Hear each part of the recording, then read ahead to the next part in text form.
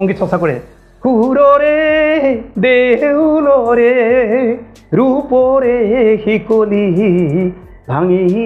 দিলি খুলি দুৱাৰ সোণোৱালী পূজাৰী আপুনি গুৰুদেৱ মই আপোনাকে বিচাৰি আছোঁ এই সুৰৰ সাধক হে সুৰৰ যাদুকৰ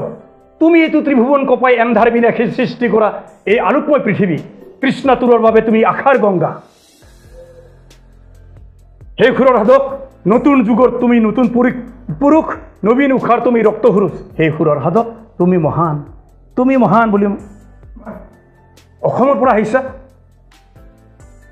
মোৰ সপোন কৰি চৰিটো মাদকতাই সময়ে সময়ে নৱ নৱ ৰূপেৰে বিভূষিত কৰা শস্য শ্যামলা ভাৰতী নিৰ্মলীয়া জীয়াৰী আই অসমীৰ সুসন্তান শিল্পী ৰমাকান্ত কোৱা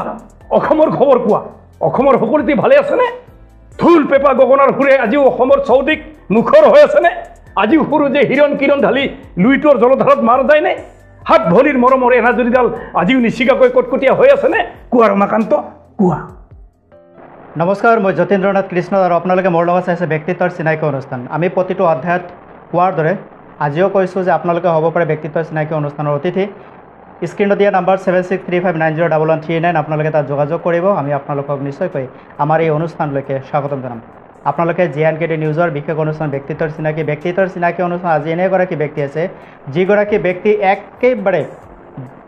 দিন দুখী দৰিদ্ৰ পৰিয়ালৰ পৰা ওলাই আহি বৰ্তমান সমাজত এনেকুৱা এটা প্ৰতিষ্ঠা লাভ কৰিছে যে সাহিত্য ভাষা শিল্প কলা সমাজ সংস্কৃতিৰ প্ৰতিটো ক্ষেত্ৰত এটি অগ্ৰগণী ভূমিকা পালন কৰি আহিছে ভাগৱতৰ পৰা গীতাৰ চৰ্চালৈকে নাম প্ৰসংগৰ পৰা এশৰণ তত্ত্বলৈকে সামাজিক তত্ত্বৰ পৰা আধ্যাত্মিক তত্ত্বলৈকে প্ৰতিটো বিষয়ৰ ওপৰত অধ্যয়ন চৰ্চা কৰি বৰ্তমান সময়ত এটি প্ৰসিদ্ধ নাম হিচাপে উত্তৰ অঞ্চলত চিনাকি পাবলৈ সক্ষম হৈছে তেখেতে সংগীতৰ পৰা নাট্য জগতলৈকে ভুমুকি মাৰিবলৈ সক্ষম হৈছে আৰু নাট্য জগতৰ নাট্যকৰ্মৰ যোগেদি বিশিষ্ট সন্মানো লাভ কৰিবলৈ ইতিমধ্যে সক্ষম হৈছে ক'ত কি কিয় বিখ্যাত আমি জনাম আলোচনাৰ মাজেৰে তেতিয়ালৈকে চাই থাকিব ভিডিঅ'টো আগলৈ আজিৰ অতিথিৰ সৈতে চিনাকি হৈছোঁ আহক আমি ভিডিঅ'টোৰ ভিতৰ চলাই প্ৰৱেশ কৰিছোঁ আমি আপোনাক স্বাগতম জনাইছোঁ আমাৰ ব্যক্তিত্বৰ চিনাকি অনুষ্ঠানলৈকে আপোনাৰ শুভ পৰিচয় যদি আপুনি নিজেই দিয়ে দৰ্শকক বেছি ভাল হ'ব নমস্কাৰ মোৰ নাম শ্ৰী মাধৱ ৰাভা মই ভেৰগাঁও এলেকাৰ এখন পুৰণি ভেৰগাঁও নামৰ গাঁৱৰ অতি নিকিন লোক আচলতে আপুনি বা এখেতে কোৱা নিচিনাকৈ মই বৰ বিশেষ ব্যক্তি মই আচলতে নহয় বুলি মই অনুমান কৰোঁ ভাবোঁ এখেতে কিবা কি ভাবি পেলাই কি দেখি আমাক বহুত কিবা কিবি ক'লে আমি হেনো কিবা কিবি সিমানলৈকে মই যাব পৰা বুলি মই অনুমান কৰিব পৰা নাই মই অতি দুখীয়া ঘৰৰ পৰিয়ালৰ সন্তান হিচাপে মই অতি নিকিন বুলি ভাবি থাকোঁ তাৰ উপৰি মোৰ মানে যিকোনো দিশতেই আচলতে মই তেনেকৈ আগবঢ়া ব্যক্তি মই নহওঁ মই কথা পাতিম আপোনাৰ গোটেই বিষয় আপোনাৰ জীৱনৰ গোটেইখিনি বিষয় মই আনিবলৈ চেষ্টা কৰিম খুব কম সময়ৰ ভিতৰত আধা ঘণ্টা সময় আমি চৰ্চা কৰিম আৰু আধা ঘণ্টা সময়ৰ ভিতৰত আপোনাৰ জীৱনখিনি কথা ওলাই আনিব পাৰিম আমি চেষ্টা কৰিম মহাপুৰুষ মাধৱ গুৰুজনাই কৈছে দিয়ামকৈ সেৱাৰসাৰ তুমি দিনজনৰ বন্ধু এই দিনতাক সাৰগত কৰি আচলতে সেৱাৰসাৰ পাৰ্টিয়ে চলে কাৰণে নিজকে নিকিন বুলি ক'ব পাৰে মহাপুৰুষ মাধৱদেৱৰ মহানুভৱতা তাতে আছে মহাপুৰুষ মাধৱদেৱৰ প্ৰতিটো কথাত আপুনি চাই মাধৱ মূৰ্খমতী বুলি কৈছে অৰ্থাৎ নিজকে কেতিয়াও চেষ্টা প্ৰতিপন্ন কৰা নাই এনেকৈ মহাপুৰুষ শ্ৰীমন্ত শংকৰ গুৰুজনাও কৃষ্ণৰ কিংকৰ বুলি অভিহিত কৰিছে কেতিয়াও নিজকে গুৰু বা ঈশ্বৰ বুলি অভিহিত কৰা নাই গতিকে তেওঁৰে শিষ্য এখন হৰিনাম ধৰণৰ এগৰাকী অনুগামী নিজকে নিকিন বুলি ভাবতো আচলতে ইয়াৰ এটা মহানতা বা উদাৰতাৰ এটা চিন আমি জানিব খুজিম যে যিহেতুকে আপুনি অতি এটা পিছপৰা অঞ্চলৰ পৰা পিছপৰা এটা পৰিয়ালৰ পৰা ওলাই আহিছে আপোনাৰ কেনেকুৱা আছিল সেই পৰিৱেশ আপোনাৰ পিতৃ মাতৃ ভাতৃ ভগ্নীৰ সময়তে কেনেদৰে কাটিলে আপোনাৰ বাল্যকাল আমি এইখিনি ক'বলৈ পাই ভালেই পাইছোঁ কিন্তু আপোনালোকে শুনি সুখী নহ'ব এইকাৰণেই আৰু অতি পিছপৰা এখন গৃহত মোৰ জন্ম হৈছিলে মা দেউতাৰ কোনো শিক্ষা দীক্ষা একো নাছিলে কেৱল গৰুৰে হাল মাৰি খেতি কৰি আমাক অলপ বছৰ পঢ়ুৱাইছিলে কিবা অলপ পঢ়িছোঁ শিক্ষাও বৰ উচ্চ শিক্ষা ল'ব আমি পৰা নাই তাৰপিছত সৰুৰে পৰা মই গৃহ চিন্তা কৰিবলগীয়া হ'লোঁ দেউতা মই খুব সৰুতে ঢুকাইছে তাৰপিছত এনেকৈ মই ঘৰখনত ডাঙৰ ল'ৰা আছিলোঁ বাইদেউ আছিল যদি তেওঁলোকক বিয়া দিয়াৰ পিছত মই গোটেই ঘৰখনৰ দায়িত্ব বহন কৰিবলগীয়া হ'লোঁ এনেকৈ গৈ খেতি বাৰী কৰি এটা সময়ত বিবাহ কৰিবলগীয়া হ'লোঁ সন্তানৰ বাপেক হ'লোঁ হোৱাৰ পিছত অৱশ্যে কিছু কাৰ্যৰ পৰা মই অৱশ্যে হেৰি কৰা নাই মই এটা সময়ত খুব খেলিলোঁ ফুটবল খুব খেলিলোঁ মই এই অঞ্চলত মোৰ ভাল এটা চিনাকিও আছে সেইটো আৰু অহংকাৰ কৰা কথা নহয় এইটো হয়তো আপুনি মোক ভালকৈ জানিব পৰা নাই সেইটো দিশত জানিব পৰা নাই ইতিমধ্যে আমি এতিয়া দৰ্শকে জানিব কথাৰ মাজেৰে ওলাই পৰিব খেলিলোঁ প্ৰায় মিনিমাম কিজানি 15 বছৰ মই ফুটবলে খেলিলোঁ আৰু এই অঞ্চলত এনেকুৱা এটা টীম নাই যে মোক মানে হায়াৰ বুলি কয় হায়াৰ মাতি নিয়া নাই এনেকুৱা ইয়াতে মানে খুব খেলিলোঁ খেলাৰ পিছত এনেকৈ গৈ যেতিয়া সন্তানৰ বাপেক হৈ পেলাই মোৰ বয়স লাহে লাহেকৈ আহি বেছি আগবাঢ়ি থাকিল তেতিয়া মানে হেৰিবিলাক সামাজিক কথা বতৰা কামে কাজে অলপমান আগবাঢ়িলোঁ তেনেকৈ সাহিত্য সংস্কৃতিৰ লগতো অলপ জড়িত আছিলোঁ তাৰপিছত ধৰ্মীয় যিটো নেকি দিশ মহাপুৰুষ শ্ৰীমন্ত শংকৰগুৰুজনাৰ একশৰণ হৰিনাম ধৰ্ম প্ৰথমতে হয়তো আপোনালোকৰ তাত পদাৰ্পণ তেনেকৈ কৰা নাছিল হৰে কৃষ্ণ মহন্ত এটা কেতিয়া লগ পাইছিল আৰু কেতিয়া আপোনালোকে একশৰণ ধৰ্মলৈকে আহিল হয় তেতিয়া 1985 চনত আমি শৰণ গ্ৰহণ কৰিছোঁ হৰে কৃষ্ণ মহন্তৰ পৰা তেখেতে এই অঞ্চলত তাৰ আগতে তেখেতে ইয়াতে মানে সত্ৰ স্থাপন কৰি তেখেত ইয়াত আছে সৰ্বপ্ৰথম হয়তো বালিষ্টাখনকে স্থাপন কৰিছে সৰ্বপ্ৰথম এই বছৰ তেওঁলোকৰ সোণালী জয়ন্তী গুচি গ'ল 50 বছৰ হৈ গ'ল তাতে তিনিদিনীয়াকৈ ধুনীয়া কাৰ্যসূচীও তেওঁলোকে ৰূপায়ণ কৰিলে তাৰপিছত আমি তাৰ বহু কেইবছৰৰ পিছতহে আচলতে আমি গুৰুজনাক চিনি পালোঁ বুজি পালোঁ হৰে কৃষ্ণ মহন্ত এটা সম্পৰ্কে কি ক'ব তেখেত এজন মহাপুৰুষ শ্ৰীমন্ত শংকৰদেৱ মাধৱদেৱৰ পিছতে যেনেকৈ জ্যোতি বিষ্ণুৰ পিছতে কিন্তু আমাৰ মহন্ত বাপৰ কিজানি ঠিক মানে হেৰিত হয় মই ভাবোঁ আৰু তেখেতে মোক কৈ গৈছে গোটেইখিনি কথা কেনেকৈ কি কথা হ'ল তেখেতে শিশুকালতে তেখেতেও ইমান পঢ়া নাছিলে কিবা এটা কাৰণত এই কি বুলি কয় LP পাছ কৰাৰ পিছতে LPৰ সময়তে তেওঁ মানে কি বৰপেটা সত্ৰত থাকিবলৈ লৈছিলে তাতে তেখেতে সত্ৰাধিকাৰ কি বুলি কয় এইটো আটা কেৱলীয়া ভকত হিচাপে আটা হৈছিলে তেখেতে তাতেও মানে হেৰি কৰিছিলে থাকোঁতে তাৰপিছত তাতে ইষ্টদেৱ নবিছ বুলি তেখেত তাৰে এজন বিশেষ প্ৰচাৰক আছিলে বহুতে জানে তেখেতে খৈৰাবৰীত সত্ৰ প্ৰতিষ্ঠা কৰিবলৈ ৰাখিছিলে যেনেকৈ তেখেতে নিৰঞ্জন বড়োক মহন্ত পাতি থৈ গ'ল ঠিক একজেক্টলি তেনেকুৱাকৈ ইষ্টদেৱ নবিছ বাপে হেনো তেখেতক এই লৰালি কালতে তাৰ পৰা আনি পেলাই বৰপেটাৰ পৰা আনি ইয়াতে নাম প্ৰসংগ কৰিবলৈ দিলে ৰন্ধা বঢ়াকে প্ৰমুখ কৰি গোটেই দায়িত্ব সঞ্জাই দি তেখেতে প্ৰচাৰৰ কাৰণে কাৰ্যসূচীত ঘূৰি ফুৰিলে আৰু এনেকৈ আহি ইয়াতে বৰঙাজুলি পালেহি তেখেতৰ হেনো এটা সময়ৰ কটন কলেজৰ বন্ধু নাই কিবা ইয়াতে বৰঙাজুলি বাগানত কাম কৰি আছিলে কিবা উপেন বৰা নে কিবা নামৰ মানুহ এজনে তেখেতক লগ কৰাকৈ আহিছিলে মোক এইবিলাক কথা কৈ থৈ গৈছে এই আমাৰ মহন্ত বাপজনাই তেওঁক মানে নবিছ বাপে কৈছে আহি পেলাই তেওঁৰ লগত কথা পাতিবলৈ যাওঁতে তেখেতে মানে যিহেতু প্ৰচাৰক আছিলে ইয়াত সত্ৰ স্থাপন কৰিব পাৰি নেকি এই কথাটো ভাবি পেলাই তেখেতক এটা কুৱেশ্যন কৈছিলে আৰু যে ইয়াতে সত্ৰখন স্থাপন কৰিব নোৱাৰিনে বোলে পাৰিব এইখিনি জেগাত বুলি সেইখিনি জেগাকে দেখুৱাই দিছে য'ত এতিয়া সত্ৰ স্থাপিত তাতে একেবাৰে বিৰাট জংঘলময় আছিলে হেনো খুব জংঘলময় গছ বননি কিবা কিবি মানে বহুত কিবা আৰু মানে ভয়ানক জেগা তাৰপিছত তাতে মানে তেখেতে হ'লেও ষ্টুডেণ্ট হৈছে মানে কিবা কৰিব পাৰি আৰু ইয়াতে পিছলৈ ভাল হ'ব বুলি ভাবি মানে উপেন বৰাক ক'লে হেনো বোলে সৰুকৈ এটা জুপুৰি বান্ধি দিব নোৱাৰিবনে আপুনি লেবাৰবিলাকক লগাই পেলাই ইয়াৰে যিবিলাক হেৰি আছে বাগানৰ লেবাৰ আছে কৰ্মী আছে তেওঁলোকক হ'ব দিয়ক সেনেকৈ হ'লে সৰুকৈ এটা জুপুৰি বান্ধি দিলে হেনো আৰু তাতেই মহন্ত বাবুক লৈ আহি পেলাই বন্তি গুচি জ্বলাই মানে নাম প্ৰসংগ কৰিবৰ কাৰণে দায়িত্ব প্ৰদান কৰি তাতে আমাৰ কি বৰুৱা নাম আছিলে তেখেত ঢুকাইছে তেখেতৰ গৃহতে এটা ভঙা পইচা খুজি লৈ তেখেতক থকাৰ ব্যৱস্থা কৰি দিছিলে ষ্টুডেণ্ট নবিছ বাপে মহন্ত বাপক তাতে থাকিছিলে তাৰপিছত এনেকৈ কৈ থাকি তেখেতে চিন্তা কৰিছিলে বোলে মোকনো নবিছ বাপে ইয়াতে এনেকৈ ৰাখিছে কিনোতো হ'ব ইয়াতে এই বুলি ভাবিছিল হেনো এনেকৈ গৈ তাৰে মাজতে নবিছ বাপে মানে কলাগুৰু বিষ্ণুপ্ৰসাদ ৰাভাদেৱক ইয়াতে গুৰু জয়ন্তীত হেনো বক্তা হিচাপে মাতিছিলে নিমন্ত্ৰণ কৰিছিলে এইটো অৱশ্যে তেখেতে তেনেকৈ চনটো ক'ব পৰা নাছিল নেকি মোৰে মনত নাই তেতিয়া নতুনকৈ থাকিবলৈ লৈছিলে ইয়াতে তেতিয়া অনুমান 47 পিছত হ'ব পাৰে এখন নে কৈছেনে মই পাহৰি আছোঁ মোক কোৱা নাছিল নেকি তাতে আছিলে বোলে তাৰপিছত এনেকৈ গৈ পেলাই বিষ্ণুপ্ৰসাদ ৰাভাক দুবাৰেই আনিছে হেনো এবাৰ হেনো তেখেতে মহন্ত বাপে তেতিয়া ডেকা খুৰা বা কিবা এটা সম্বন্ধ লৈ পেলাই কৈছে বোলে ইয়াতে যে নবিছে মোক এনেকৈ ৰাখিছে এই বন্তি গুচি জ্বলাই ৰাখিবৰ কাৰণে এনেকৈ কেতিয়াবা কিবা হ'বনে বাৰু ইয়াতে এই বুলি কিবা প্ৰশ্ন কৰিছিলে হেনো তেতিয়া মানে বিষ্ণুপ্ৰসাদ ৰাভাদেৱে ধ্যানমগ্ন হোৱাৰ নিচিনাকৈ কিছু সময় থাকিলে হেনো থাকি বোলে গাত হাত দিছে বোলে এনেকৈ বাপা ইষ্টদেৱ মুছে এতিয়া মহা মানে সুন্দৰ ফলৰ গছ এজোপা ৰোৱা বুলি ধৰি লোৱা তোমাক গছজোপা ঠন ধৰি ডাঙৰ হৈ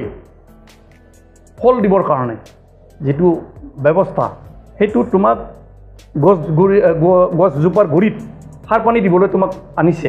তুমি সাৰ পানী এনেকৈ দি থাকা দেখিবা এদিন এই বৰঙাজুলি সত্ৰ গছজোপাই গোটেই অসমৰ মানুহক আকৰ্ষণ কৰিব বিষ্ণুপ্ৰসাদ ৰাভাৰ কথা ক'ৰবাত আজি বাস্তৱত প্ৰমাণিত হৈছে আৰু বৰঙাজুলি সত্ৰৰ বৰ্তমান যিটো প্ৰভাৱ সেয়া এটা সুকীয়া স্থান দখল কৰিবলৈ সক্ষম হৈছে সত্ৰ সমাজৰ মাজত হৰেকৃষ্ণ মহন্তহঁতৰ কোনটো ব্যক্তিত্বই আপোনাক বেছিকৈ প্ৰভাৱিত কৰিছিল তেখেতৰ কোনটো এনেকুৱা গুণৰাশি আছিল যিটোৱে স্বভাৱতে মানুহক আকৰ্ষণ কৰে তেওঁৰ প্ৰতি তেখেতৰ এইটো গুণ এটাই নহয় বহু কথাই আছে তেখেতৰ কথা বিশেষ কোনটো গুণে প্ৰভাৱিত কৰে গুণ গৰিমাৰ কথা কৈ শেষ কৰিব নোৱাৰিও যদিও তেখেতৰ যিটো মহাপুৰুষ মাধৱদেৱৰ যিটো লক্ষণ দাসত্ব মানে হেৰি কৰা নিজকে দাস বুলি ভাবি লৈ পেলাই সকলোকে সমানে কুকুৰা চিগাৰৰ গন্ধৰ পৰা আত্মাৰাম যিটো মানসিকতা এইটোৱে তেখেতৰ হৃদয়ত স্থাপিত হৈছিলে আৰু সেইটো মৰ্মে তেখেত নিজে সত্ৰাধিকাৰ হৈও আনক আগতে সেৱা কৰে আহিছে কোনোবাই এগৰাকী আলহী ৰাস্তালৈ গৈ পেলাই নিজে প্ৰথমতে সেৱা ল'ব এইটো এটা আটাইতকৈ ডাঙৰ গুণ সেইটোৱে মানুহক আকৰ্ষণ কৰে কাৰণ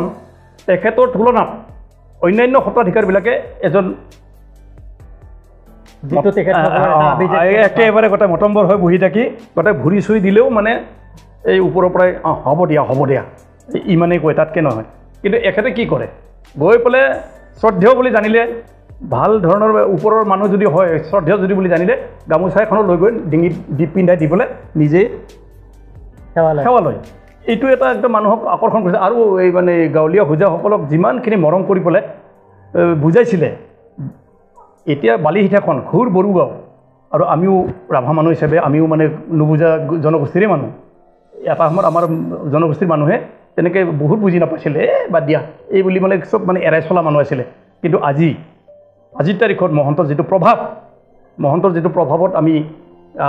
আগুৱাই যাবলৈ পাৰিলোঁ তেখেতৰ যিটো অনুগ্ৰহ গুৰুজনাৰ যিটো কৃপা গুৰুজনাই তেখেতক তাৰমানে যিখিনি হেৰি দিছিলে কেপাচিটি বা শক্তি প্ৰদান কৰিছিলে সেইখিনি মানে আমাৰ নিচিনাবিলাকৰ ওপৰত এটা আমি প্ৰভাৱিত হ'লোঁ সেইকাৰণে আমি হয়তো বুজিবলৈ পাৰোঁ মই নিজেই কিমান অকৰা নুবুজা মানুহ আছিলোঁ মই এটা সময়ত আৰু আমাৰ নিচিনা অকৰা নুবুজা মানুহজনেই এনেকৈ তেখেতৰ অনুগ্ৰহত সান্নিধ্যত আহি পেলাই গুৰুজনাক চিনি পালোঁ পাই এতিয়া বুজি পাইছোঁ এখন হৰিনাম ধৰ্মক এতিয়া কেনেদৰে গ্ৰহণ কৰিছে মাধৱ ৰাভা এখন নাম ধৰ্মৰ ক্ষেত্ৰত আমাৰ আগতে কৈ গ'লোঁ যে অন্যান্য সত্ৰাধিকাৰতকৈ এখেতৰ মানে যিটো লক্ষণ বা যিটো তেখেতৰ কাৰুকাৰ্য অতি ব্যতিক্ৰম য'ত তাৰমানে যিটো তেখেতৰ মানে পৰামৰ্শ নীতি নিয়ম এইখিনি পালন কৰিলে উচিত শ্ৰীমন্ত শংকৰদেৱ গুৰুজনাই দিয়া একশৰণ নাম ধৰ্মৰ নীতি নিয়ম পালন কৰা হয় তেখেতে সেইবিলাক কথা খুব গুৰুত্ব সহকাৰে নিজে ৰাখি আনক প্ৰদান কৰিছিলে গতিকে আমি ভাবোঁ একেবাৰে শুদ্ধ সত্য বস্তুটো আমি মহন্ত বাবুৰ পৰা পাইছিলোঁ এগৰাকী আপুনি যিধৰণে আপোনাৰ কথাখিনি কৈ আছে আচলতে সময় বহুত লাগিব আপোনাৰ পৰা এই কথাবিলাক জানিবৰ কাৰণে আমি নিশ্চয় কিবা এটা কথাত আকৌ আপোনাৰ ওচৰত বহিম আপোনাক লৈ বহি আমি কথাখিনি পাতিম মই এতিয়া জানিব খুজিছোঁ যে আপুনি সাংস্কৃতিক জগতখনত সাংস্কৃতিক ক্ষেত্ৰখনৰ লগত ওতঃপ্ৰোতভাৱে জড়িত আৰু ইতিমধ্যে আপুনি সংগীতৰ পৰা নাট্য জগতলৈকে নিজৰ কৰ্মদক্ষতাৰ আপুনি বিশেষ সন্মান লাভ কৰিবলৈও সক্ষম হৈছে আপুনি কি সন্মান লাভ কৰিছিল আৰু কি কাৰণত লাভ কৰিছিল আচলতে মই কি বুলি কয় এনেই মই কিবা হেৰি কৰি পেলাই আনুষ্ঠানিকভাৱে শিক্ষা লৈ পেলাই সেইবিলাকত মই হেৰি কৰিব পৰা নাই কেৱল নিজৰ মানে বিবেচনাৰ মাধ্যমেৰেদি নাট অভিনয়বিলাক চাইছোঁ চিনেমা চাইছোঁ কিবা চাইছোঁ তাৰ পৰা মই এনেই চায়ে মই কিবা শিকি নিজে কৰিবলৈ লওঁতে এনেকৈ কি মানে মোৰ মানে সৰুৰে পৰা মই অলপমান ভয়হীন লজ্জাহীনে মোক কিন্তু সহায় কৰা বুলি মই অনুমান কৰিছোঁ সহায় কৰা বুলি ভাবিছে সেইটো লক্ষণতে অলপমান কিবা কিবি কৰিব যেনিবা অলপমান আগুৱাব পাৰিলোঁ এনেকৈ গৈ এটা সময়ত মই এগৰাকী আমাৰ মানে স্বনামধন্য বাইদেউ লগ পালোঁ তেখেতে মোক একক অভিনয়ৰ কাৰণে বৃন্দাবনত লৈ গ'ল তাতে একক অভিনয়ত আমি কৰিলোঁ 5 পৰা 10 মিনিটৰ ভিতৰত কৰিব লাগে সেইটোত মই দ্বিতীয় পজিশ্যন পাইছোঁ প্ৰথম নিচে হিমাচলে দ্বিতীয় পাইছোঁ এছামে তৃতীয় পাইছে কেলকাতা আপোনাৰ তাতে ভূমিকাটো কি আছিলে ভূমিকাটো একক অভিনয় অভিনয়ত যদি আজি কিবা এটা সংলাপ আপুনি আমাৰ দৰ্শকক শুনাব পাৰে ভাল লাগিব তাতে হিন্দীত কৰি ল'ব লগা হৈছে হিন্দীতে শুনো তাতকৈ মই অসমীয়াতে এটা কৰোঁতে সেইখিনিকে মই হিন্দী কৰি লৈছোঁ প্ৰায় মই কলাগুৰু বিষ্ণু প্ৰসাদ ৰাভাৰ এখন পাগলৰ নিচিনাকৈ এখন একাংকিকা নাট কৰি থাকোঁ তাৰে এটা সংলাপকে মাৰি দিওঁ নেকি প্ৰিয় দৰ্শক মাধৱ ৰাভাৰ নিজৰ সৃষ্টি এটি নাটৰ একাংকীয়া নাটকৰ সংলাপ আমি শুনিম তাৰপিছত আমি আকৌ কথা পাতিম মাধৱ ৰাভাৰ সম্পৰ্কে মাধৱ ৰাভা ক'ত কি কাম কৰি আছে বৰ্তমান নিজৰ কেনেদৰে ব্যস্ত ৰাখিছে আপোনালোকে জানে কলাগুৰু বিষ্ণু প্ৰসাদ ৰাভা কি আছিল কি নাছিল মোতকৈ ভালকৈ জানে তেখেতে মহাপুৰুষ শ্ৰীমন্ত শংকৰদেৱ মাধৱদেৱৰ অনুগামী আছিল কাৰণে তেখেতৰ যিখিনি হ'ব লাগিছিল সেইখিনি হৈছে আৰু সেইমতে অসম প্ৰেমী আছিল বিশেষকৈ আমাৰ কলাগুৰু বিষ্ণু প্ৰসাদ ৰাভাই তাতে মানে জনসাধাৰণৰ মংগলাৰ্থে যিবিলাক কৰি গ'ল এইবিলাক আপোনালোকে মোতকৈ ভালকৈ জানে মই আৰু বহলাই ক'ব দৰকাৰ নাই আৰু সেই অৰ্থে যেনিবা নাট্যকাৰৰ মানত তেখেতৰ আত্মাই যেতিয়া পৰলোক হয় আত্মাই স্বৰ্গ পালে স্বৰ্গত স্থান পাইছে নাটকৰ হেৰিটো মানে থিমটো তেনেকৈ বনাইছে নাট্যকাৰে দেই তাতে মানে তেওঁ তাতেও সংগীত চৰ্চা কৰি থাকে তাৰপিছত আৰু এজন মানে ডেকা শিল্পী সাংবাদিক এজনে কিবা এটা অসুখত ভুগি তেওঁ মানে পৰলোক প্ৰাপ্ত হ'ব লগা হ'ল তেওঁ মানে খুব ভাল মানসিকতাৰ মানুহ আছিল কাৰণে তেওঁ যেনিবা স্বৰ্গ পালে তাতে তেওঁ জানে যে মানে ইয়াতে মানে বিষ্ণু প্ৰসাদ ৰাভাই সংগীত চৰ্চা কৰি থাকে তাৰপিছত বিচাৰি আছে নাটকত বিচাৰিছে তেতিয়া বিষ্ণু প্ৰসাদ ৰাভাই গাই আছে সংগীত চৰ্চা কৰে সুৰৰে দেউলৰে ৰূপৰে শিকলি ভাঙি দিলি খুলি দুৱাৰ সোণোৱালি পূজাৰী এনেকৈ গাই আছে তাৰপিছত এওঁ যিহেতু বিষ্ণু প্ৰসাদ ৰাভাক বিচাৰি গৈছে শিল্পী সাংবাদিকজনে এনেকৈ চাইছে ইফালে দেখোন গৈছে দেখা পাইছে নমস্কাৰ কলাগুৰু বিষ্ণু প্ৰসাদ ৰাভাই কৈছে নমস্কাৰ তেখেতৰ মাতটোতো খুব ডাঙৰ আছিলতো এই ছবিটোতে বুজি পায় কিমান ডাঙৰ আছিল মাতো ডাঙৰ আছিল নমস্কাৰ আপুনি ৰাভাদেৱক চিনি পায় ৰাভাদেৱ কোন ৰাভাদেৱ কিয় কলাগুৰু বিষ্ণু প্ৰসাদ ৰাভাদেৱ মই এই ৰাভা এই বুলি কৈ দিলে আপুনি গুৰুদেৱ মই আপোনাকে বিচাৰি আছোঁ তাৰপিছত প্ৰণাম জনাইছে হ'ব উঠা কোননো তুমি মই ৰমাকান্ত মই এজন হতভোগীয়া শিল্পী গুৰুদেৱ শিল্পী শব্দটোত লাগি গ'ল শিল্পী কোনে হ'ব পাৰে শিল্পী কেনেকুৱা বিষ্ণু প্ৰসাদ ৰাভায়ে বেছি জানে বহুত বেছি জানিছিল তেওঁ জানে গতিকে শিল্পী বুলি কোৱাৰ লগে লগে হাহাকাৰ লাগি গ'ল শিল্পী হে সুৰৰ সাধক হে সুৰৰ যাদুকৰ তুমি এইটো ত্ৰিভুৱন কপাই এন্ধাৰ বিনাশী সৃষ্টি কৰা এই আলোকময় পৃথিৱী কৃষ্ণাতুৰৰ বাবে তুমি আশাৰ গংগা হে সুৰৰ সাধক নতুন যুগৰ তুমি নতুন পুৰুষ নবীন উষাৰ তুমি ৰক্তসুৰুজ হে সুৰৰ সাধক তুমি মহান বুলি গাত হাত দিলে এতিয়া গুৰুদেৱ ৰমাকান্ত তুমি বাৰু ক'ৰ পৰা আহিছা এই বুলি আকৌ প্ৰশ্ন কৰিলে তেতিয়া কৈছে গুৰুদেৱ মই অসমৰ পৰা আহিছোঁ গুৰুদেৱ অসমৰ পৰা আহিছোঁ বুলি কোৱাৰ লগে লগে লাগিল নে হাহাকাৰ বিষ্ণু প্ৰসাদ ৰাভাৰ কি কৰা অসমৰ পৰা আহিছা মোৰ সপোন কৰি চৰিটো মাদকতাই সময়ে সময়ে নৱ ৰূপেৰে বিভূতিতে কৰা শস্য শ্যামলা ভাৰতী নিৰ্মলীয়া জীয়াৰী আয়সমীৰ সুসন্তান শিল্পী ৰমাকান্ত কোৱা অসমৰ খবৰ কোৱা অসমৰ সকলোতে ভালে আছেনে ঢোল পেঁপা গগনাৰ সুৰে আজিও অসমৰ চৌদিশ মুখৰ হৈ আছেনে আজিও সৰু যে হিৰণ কিৰণ ঢালি লুইটৰ জলধাৰত মাৰ যায়নে হাত ভৰিৰ মৰমৰ এনাজৰীডাল আজিও নিচিকাকৈ কটকটীয়া হৈ আছেনে কোৱা ৰমাকান্ত কোৱা এইবিলাক চাওকচোন কি সুধিছে মই নিজে অভিভূত হওঁ নিজে কান্দি লওঁ কেতিয়াবা শব্দৰ ঝংকাৰ শব্দৰ মই নিজে কান্দি লওঁ স্পন্দিত কৰি তোলে শিয়ৰিত কৰি তোলে ৰুমৰ ৰন্ধ্ৰে ৰন্ধ্ৰে কৰবাত শব্দৰ এই যে ঝংকাৰ সুৰৰে দেউলৰে লোহাৰে চিকলি মই নিজে কেতিয়াবা কান্দি লওঁ এইবিলাক হয় কওক খুব প্ৰভাৱিত কৰিছিল আপোনাক মই যেন মানে বিষ্ণু ৰাভাটো মোৰ বুকুৰ মাজত সোমাই আছে মই কেতিয়াবা কান্দি লওঁ এইবিলাক মই পাগলৰ নিচিনা হৈ যাওঁ একেবাৰে ইমান মানে কিবা লাগি যায় নহয় মানে বিষ্ণু ৰাভাক আপুনি কিমান ভাল পায় বহুত ভাল পাওঁ কিমান ভাল পাওঁ মই নিজে ক'ব নোৱাৰোঁ তুলনাহীন গুৰুজনাৰ প্ৰমুখে জ্যোতি বিষ্ণু মাধৱ গুৰুজন এতিয়া কি বিচাৰে সামাজিক ক্ষেত্ৰখনত শংকৰ মাধৱ বিষ্ণু জ্যোতি একেলগে লৈ কি বিচাৰে তেওঁলোকৰ যি অৱদান অৰিহণা সেইবিলাককে আমি সকলোৱে বুজি মেলি লৈ আমি যিবিলাকত অৱতীৰ্ণ হ'ব লাগে আমি অৱতীৰ্ণ হ'ব লাগে এৰিবলগীয়াবিলাক এৰিব লাগে পৰম্পৰাৰ যিবিলাক যিয়ে আমাক কোনো দিন উন্নতি নকৰে বা শান্তি সম্প্ৰতি প্ৰগতিত আগবাঢ়িবৰ কাৰণে আমাক অলপমান অৰিহণা নোযোগায় বা অৱকাশ নিদিয়ে সেইবিলাক আমি এৰিব লাগে আৰু আমাৰ গুৰুজনাৰ প্ৰমুখে শংকৰ মাধৱ জ্যোতি বিষ্ণুৰ যিবিলাক আমাৰ প্ৰতি যিটো সৃষ্টিৰাজি আমাৰ প্ৰতি যিবিলাক অৱদান হিচাপে তেওঁলোকে দিছে তাৰ মাজত আমি সোমাই পৰিব লাগে তাত ডুব মাৰিব লাগে আমি অসমীয়া মানুহে কিমান সফল হৈছোঁ তেখেতসকলৰ সৃষ্টিৰাজি কৰ্মৰাজি তেখেতসকলৰ সৃষ্টিৰাজি কৰ্মদৰ্শনৰ মাজত কিমানখিনি আমি ডুব যাব পাৰিছোঁ কিমানখিনি আমি আয়ত্ব কৰিব পাৰিছোঁ কিমানখিনি দিব পাৰিছোঁ ল'ব পাৰিছোঁ এতিয়া আচলতে তাতে আপোনাৰ যিটো প্ৰশ্ন এইটো প্ৰশ্নৰ উত্তৰ দিবলৈ হ'লে অলপমান ক'বলগীয়া হ'লে আকৌ কিছুমানে ভুল বুজে এতিয়া ধৰি লওক আপুনি বুজিছে আমাৰ এখেতসকল বুজিছে আমি বুজিছোঁ কাৰণে আমি এটা পন্থত অৱতীৰ্ণ হৈছোঁ কিন্তু কিছুমানে এই বুলি বোলে এৰাই চলিব খোজে সেইটো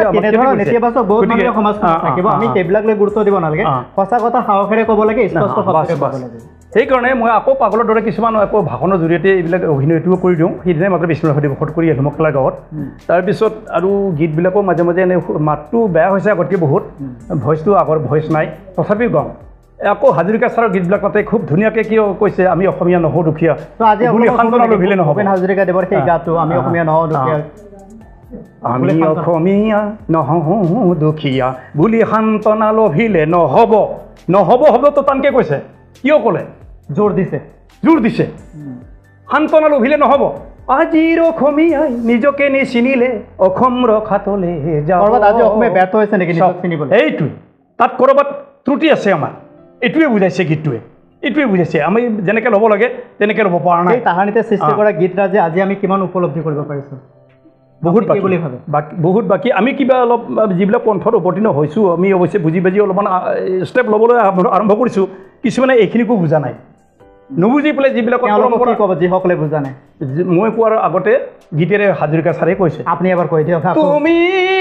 অসমীয়া তুমিনো বুজিলা তোমাৰে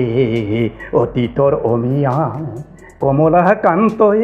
লিখিছিল কবিতা তুমি অসমীয়া তুমিনো বুজিলা তোমাৰে অতীতৰ অমিয়া আমি গীতবিলাক গীত বুলি শুনি থাকোঁ কিন্তু গীতৰ কথাকেইটাই কি কৈ গ'ল কাক কৈছে মোকেচোন কৈছে মই ভুল কৰি থকা কথাখিনি কেচোন কৈছে আমি মানে আধুনিক বুলি বহুত কিবা কিবি অৱলম্বন কৰিছোঁ কিবা কিবি গ্ৰহণ কৰিছোঁ আমি কিছুমান বাদ দিছোঁ তাৰপিছত অন্তৰত কৈছে শংকৰে সিঁচে নামৰ কঠীয়া অসমীয়া হ'ব বুলি ৰখীয়া পিছে দেখোন শংকৰৰ মহিমা আজিৰ অসমীয়াই একো নুবুজা কি হৰে ৰাগিনী পালাই অসমীয়া কি হৰে ৰাগিনী পালা শংকৰ মাধৱক লৈ বাৰে বাৰে বিভ্ৰাট কৰা এচামৰ কাৰণেই যেন এয়া অতিকে তুলুঙা এইবিলাক ভাবি মই কেতিয়া কান্দি থাকোঁ একদম মানে চকুলো ওলাই যায় মই এইবিলাকক লৈ ভৱিষ্যত পৰিকল্পনা কি আছে মাধৱ ৰাভাৰ এতিয়া পৰিকল্পনা কৰিলেও মোৰ কেপাচিটি তেনেকৈ নাই কাৰণ কৰিবই লাগে চেষ্টা কৰিব লাগে কিন্তু মই মানে এই অভিনয় মানে জৰিয়তে কিন্তু চেষ্টা এটা কৰি আছোঁ এইবিলাক কৰোঁ এই মানে একো নাজানিলেও আমাক সভাই সমিতিয়ে আমন্ত্ৰণ নিমন্ত্ৰণ কৰে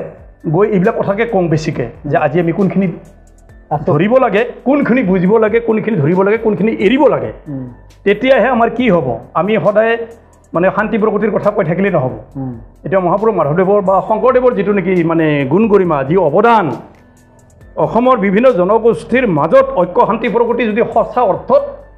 আগবাঢ়িব লাগে ষ্টেপ ল'ব লাগে তেতিয়াহ'লে মহাপুৰুষ শ্ৰীমন্ত শংকৰদেৱে দিয়া যিবিলাক সংস্কৃতি তাক আমি অৱহেলা কৰিব নালাগিব বুজি ল'বৰ কাৰণে চেষ্টা কৰিব লাগিব তাক অৱলম্বন কৰিব লাগিব অনুশীলন কৰিব লাগিব তেতিয়াহ'লে আমি নিশ্চয় শান্তিৰে বসবাস কৰি জীৱন নিৰ্বাহ কৰিব পাৰিম এটা সুন্দৰ পৰিকল্পনা আৰু এই পৰিকল্পনাৰ মতে আমি যদি প্ৰত্যেকগৰাকীয়ে কাম কৰোঁ তেনেহ'লে আমাৰ সমাজখন খুব সুন্দৰ হ'ব মহাপুৰুষ শ্ৰীমন্ত শংকৰ গুৰুজনাই তাহানিতে তান্ত্ৰিক বিশ্বাসৰ কলিমা আঁতৰাই আমাৰ এখন সুস্থ মানৱ সমাজ নিৰ্মাণ কৰিবৰ কাৰণে কাম কৰিছিল অন্ধবিশ্বাস কুসংস্কাৰৰ সমস্ত প্ৰাচীৰ ভাঙি এখন হৰিনাম ধৰ্মধ্বজাৰ তলত ভক্তিৰ মাৰ্গত সকলোকে এক কৰিছিল হৰিনামেৰে সকলোকে মুক্তিৰ পন্থা দেখুৱাইছিল সেই পন্থা সংস্কৃতিৰ মাজে গীত নৃত্য নাট ভাওনাৰ মাজেৰে আমাৰ জনসমাজক আকৰ্ষণ কৰিবৰ কাৰণে লোক সংগ্ৰহ কৰিবৰ কাৰণে আৰু লোক সংগ্ৰহ কৰি জনসমাজত ইয়াক স্থিতি দিবৰ কাৰণেও কাম কৰিছিল আৰু এই কাৰণে কিন্তু গুৰুজনাই বহুতো ঘাত প্ৰতিঘাত সংঘাতৰ সন্মুখীন হৈছিল মুখামুখি হৈছিল তো আমিও আজি তেনেধৰণৰ মুখামুখি হৈ আছোঁ আৰু আমি সেইখিনি পৰাভূত কৰিব পাৰিলে আমি সফল হ'ব পাৰিম নিশ্চয় এগৰাকী সামাজিক ব্যক্তি হিচাপে সাংস্কৃতিক ব্যক্তি হিচাপে মাধৱ ৰাভা কিমান সুখী মই এইখিনিতে এইবিলাকত যে মই জড়িত হ'ব পাৰিছোঁ কিবা এটা বুজি বুজি যে সেইখিনিতে সুখী বাকীখিনি অৱশ্যে মই আৰ্থিকভাৱে মই জৰুৰীলা একজন ব্যক্তি বিভিন্ন প্ৰকাৰে মই অলপমান পিছপৰা ব্যক্তি বুলি মই আগতে চিনাকি দি দিছোঁৱেই প্ৰথম পৰিচয়তে নিজৰ পৰিচয়টোৰ ক্ষেত্ৰত কিন্তু মই এইবিলাক কৰিবৰ কাৰণে যে এটা মানে হাবিয়াস মোৰ হৃদয়ত সোমাইছে বা সংগীৰ লগত মই কিবা কৰিব পাৰিছোঁ কিবা অলপ সংগীবিলাকৰ লগত লগ লাগি সেইখিনিত মই সুখী আমাৰ যুৱ চামৰ সম্পৰ্কে কি ক'ব তেওঁলোকে আচলতে এইবিলাক বুজি পায় আমি যিবিলাক কথা কৈ আছোঁ এইবিলাক বুজিবৰ কাৰণে চেষ্টা কৰিব লাগিব যুৱ চামে গতিকে এৰিবলগীয়াখিনি এৰিব লাগিলে তাকো হাজৰিকাৰ গীতৰ ভাষাৰে ক'ব লাগিব যেনেদৰে অতীতৰ গুণ কিয়নো পাহৰা মিছায়া ভৰণে নিজ কিয় সজোৱা লক্ষ্মীনাথৰ ভাষা তুমি নিশিকা হেমকোষৰ শব্দকো নুবুজা সেই শ্বেক্সপিয়াৰ চেলি বুলি চিঞৰা শংকৰী নাট গীতক নুবুজা কি সুন্দৰ কথা কৈছে শ্বেক্সপিয়াৰক ডাঙৰ কৰিছে আমাৰ কিছুমানে কিন্তু তাতকৈ কিমান বছৰ আগতে চিহ্ন যাত্ৰা দেখুৱাই গুৰুজনাই কি কৰিছিলে সমস্তকে মোহিত কৰিছিল গতিকে কিমান আমি